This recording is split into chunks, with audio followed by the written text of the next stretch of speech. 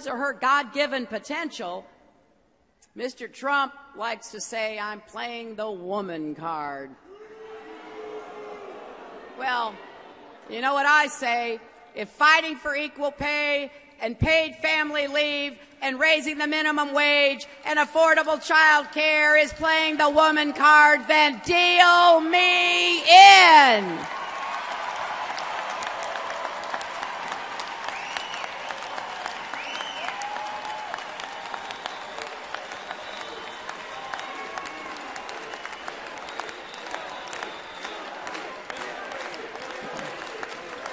You know, it shouldn't surprise us that he has a very different take on all of this, because at a time when families are struggling to pay for child care and so much else, Donald Trump actually stood on a debate stage and argued that Americans are being paid too much.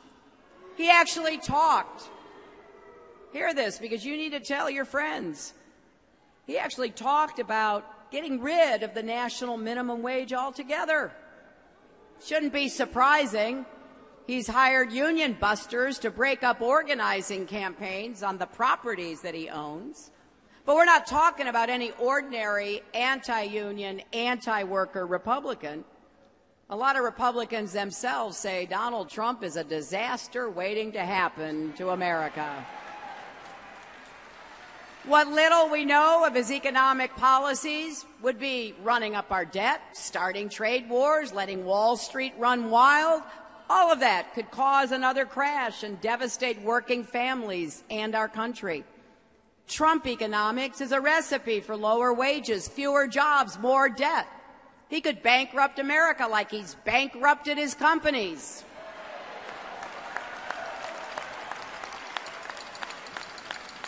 I mean, ask yourself, how can anybody lose money running a casino, really?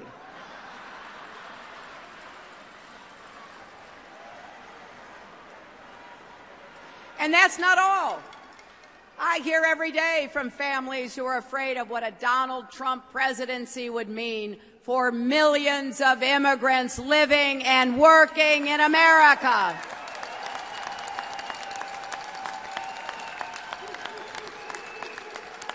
$16 million people in America are part of what's called mixed status families, where some loved ones are citizens and some aren't. Maybe the children were born here, but one or both parents are undocumented. I'm sure some of you have families like that.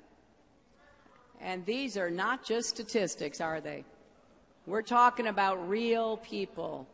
Men, women, and children. We're talking about neighbors, co-workers, and friends. A few months ago in Las Vegas, I met a 10-year-old girl named Carla Ortiz.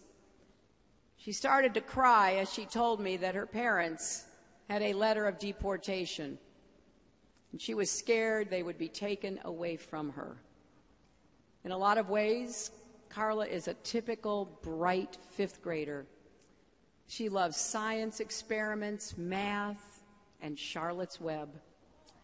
But she leaves for school every day terrified that her mom and dad, who are working hard to support their family, won't be there when she gets home.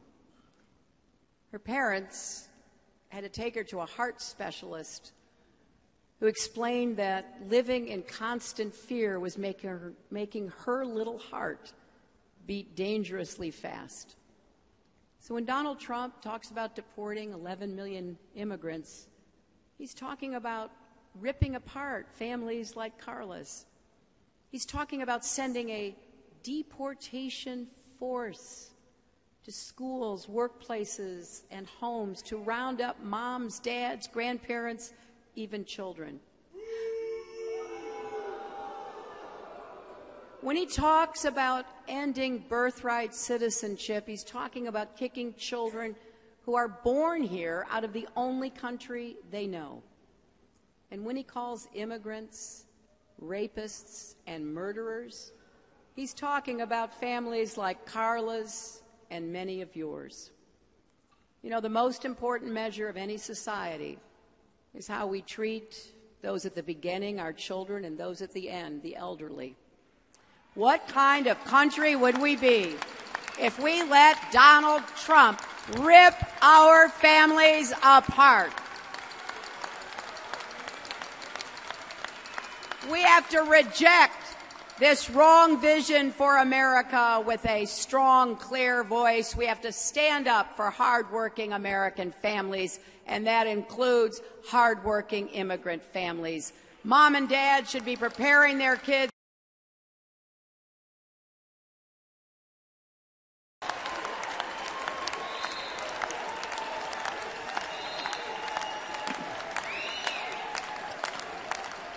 And I will build on President Obama's executive actions and keep going, fighting every day to fix our broken immigration system and keep families together.